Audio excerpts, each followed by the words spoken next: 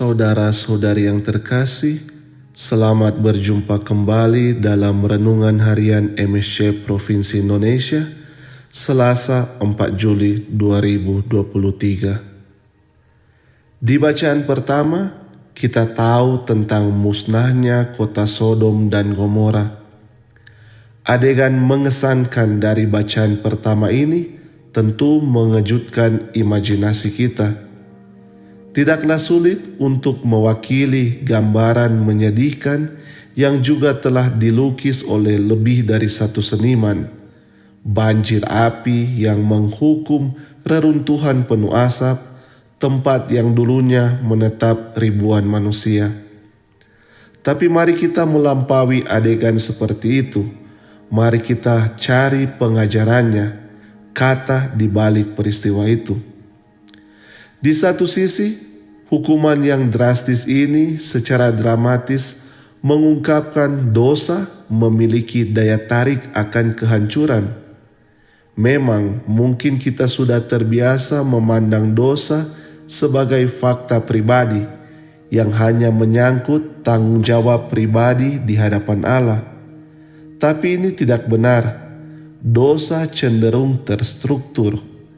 Itu menciptakan keterlibatan yang kait-mengait dan hampir ada di mana-mana, sampai merugikan mereka yang tidak terlibat di dalamnya.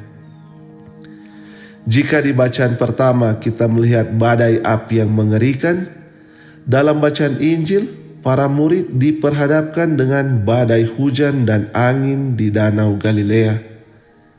Ada malapetaka yang mendekat dan semua terpantau gelap. Ini memberi kesan bahwa tidak ada masa depan atau harapan. Setiap badai tampaknya lebih buruk dari yang sebelumnya. Injil hari ini merekam momen ketika para murid merasakannya. Badai di danau semakin parah, ombaknya lebih tinggi dari perahu, semuanya bergerak. Gelap karena awan badai menghalangi matahari. Dan para murid berpikir bahwa akhir itu sudah dekat. Iman mereka semakin mengkerut. Dan di saat itulah Yesus menghardik para murid dan alam sekitarnya. Seketika situasi berubah. Para murid terkagum-kagum dan danau pun menjadi tenang. Saudara-saudari yang terkasih, Dia yang memiliki kaki kokoh dalam harapan dan keyakinan tetap kokoh walaupun merasakan bahwa badai mengamuk dan awan sangat hitam. Mungkin Anda merasa takut dan keraguan mengalir dalam hati Anda. Kita pun sebagai orang percaya tak terlepas dari badai yang harus kita lalui dalam hidup. Terlebih lagi badai terakhir dalam hidup, yaitu kematian, yang kita tidak tahu bagaimana itu akan mencapai kita. Tapi iman membantu kita untuk tetap teguh dalam pengharapan.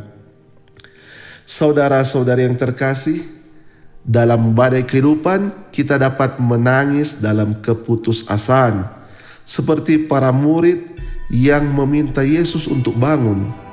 Atau kita pun bisa berdiri teguh dalam pengharapan, seperti Yesus.